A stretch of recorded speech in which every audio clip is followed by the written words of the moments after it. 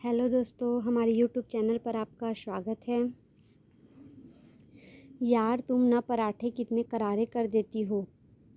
जल्दबाजी बहुत करती हो। गैस को तेज़ मत रखा करो, मीडियम पर सीखते हैं पराठे और पकोड़े तो। नीरजा कुछ ना बोली, बस चुपचाप गैस की आंच मीडियम कर दी। सब्जियों में तड़का मारो, तब मसालों की खुशबू आएगी। और हाँ, मसालों को थोड़ी देर तेल में रहने दिया करो, तुरंत सब्जियां मत डाला करो।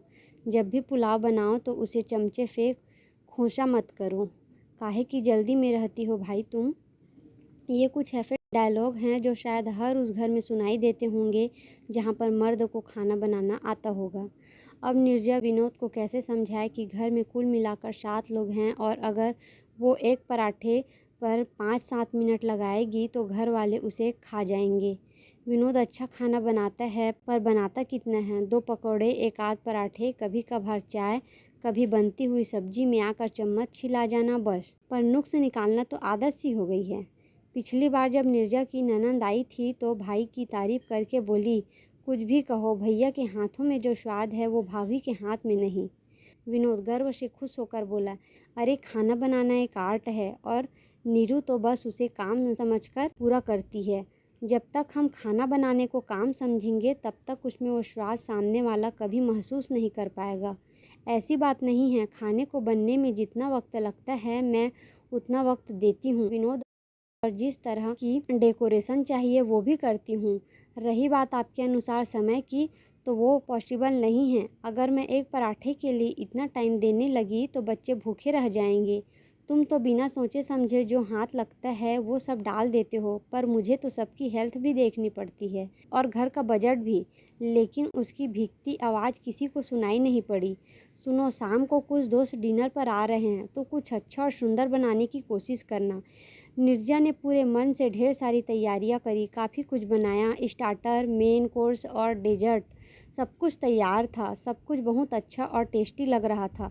बस विनोद का अप्रूवल बाकी था। सुन, नीरू ने सारी तैयारियां कर ली है, पूरे दिन से लगी हुई थी, तो क्या हुआ, काम है उसका। और फिर मैंने भी तो उसको टाइम से पहले ही बता दिया था ना, तो प्रिपेयर तो होना ही था।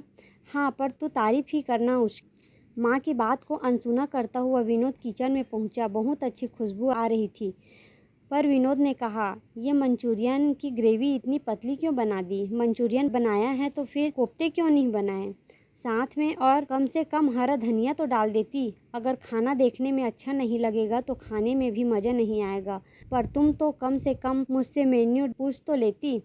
विनोद, जब तक वो लोग आएंगे मंचूरियन की ग्रेवी गाढ़ी हो जाएगी, इसलिए पतली रखी। और ये कोफ्ते मेन कोर्स के लिए है, ग्रेवी बना रखी है, बाद में उसमें डालूंगी।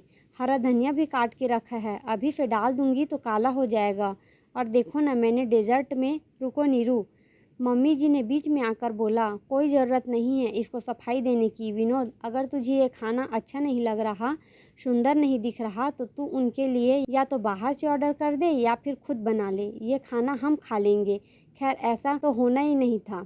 मेहमानों को नीरजा के हाथ का बनाया हुआ खाना बहुत पसंद आया, दिल खोल कर तारीफ करी। तारीफ होनी भी थी क्योंकि खाना तो नीरजा अच्छा ही बनाती थी, बस विनोद को ऐसा नहीं लगता था।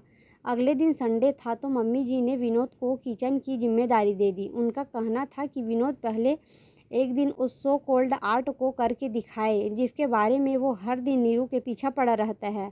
अब संडे को तो विनोद सोकर लेट उठता है। 8 बजे तक विनोद उठा। मम्मी जी पापा जी की सुबह चाय स्किप हुई। किसी तरह विनोद ने 8:30 तक चाय चढ़ाई, पर भूल ही गया कि पापा जी चाय में चीनी नहीं लेते। बच्चों को नीरजा दूध में तुलसी और अदरक उबाल कर देती है, पर विनोद ने सादा दूध पकड़ाया।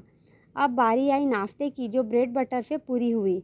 दोपहर में बच्चों ने फरमाइश की कि पापा आज आप खाना बना रहे हो तो मिक्स वेज पकौड़ा ही चाहिए। हमेशा जब विनोद कुछ बनाने किचन में आता तो नीरजा एक सहयोगी की तरह सब कुछ रेडी रखती, उसे सिर्फ आकर मेकिंग करना होता। पर आज तो मेकिंग से पहले कटिंग भी करना था। सब्जियों की कटिंग को लेकर हमेशा नीरजा पर छीटाकाशी करने वाला आज खुद आलू प्याज की मोटाई को नज़रअंदाज कर रहा था। जो नीरजा से हरी मिर्च कटवाने के बजाय कुटवाता था, आज उसी ने हाथ से ही उसके 3-4 टुकड़े करके डाल दी हैं। अदरक लहसुन की स्मॉल चॉपिंग के लिए उसने नीरजा की जान खा रखी थी। आज सब कुछ भूल भाल कर बस मोटे टुकड़े डाल रहा था। अरे अरे, ये क्या कर रहा है विनोद? तू तो अपनी ही आर्ट भूल गया। तूने ही बताया था कि पकोड़े मीडियम पर तलते हैं और सब्जियां भी बहुत मोटी मोटी काटी है तूने। तो प्लेटफॉर्म भी कितना गंदा कर रखा है। मुझे तो गंदा पसंद ही नहीं था। और क्या तू आज सेल्फी नहीं लेना अपनी आर्ट के साथ? नहीं मम्मी, कहाँ इतना टाइम है कि सेल्फी भी लूँ और ये सब भी करूँ। प्लेटफॉर्म पड़ा रहने दे, एक साथ ही साफ कर लूँगा। सब्जियाँ कैसे भी कटी हो, स्वाद तो सेम ही रहेगा। बच्चे इतनी जल्दी मचा रहे हैं कि ये सब फालतूगिरी करने का टाइम कहाँ है। बोलते बोलते रुक गया। उसे नीरजा की कही हर एक बात याद आ गई। उसे समझ आ गया कि नीरजा उसे क्या समझाना चाहती थी। मेरी ज्ञानी माता जी और अन्नपूर्णा पत्नी जी, मैंने अपनी भूल मान ली। समझ गया कि मैं इसको दिमाग के आर्ट से जोड़ रहा था और तुम दिल की भावनाओं से खाना बना रही थी। मुझे माफ़ कर दो और अपना किचन संभालो। आज के बाद तुम्हारे डिपार्टमेंट में मैं इंटरफेयर नहीं करूँगा, ये मेरा वादा। विनोद ने हाथ जोड़ लिए। पापा, क्या आज पकौड़े मिलेंगे या बाहर से ऑर्डर करें? सोनू की बात से सब खिलखिला उठे। Thank you so much.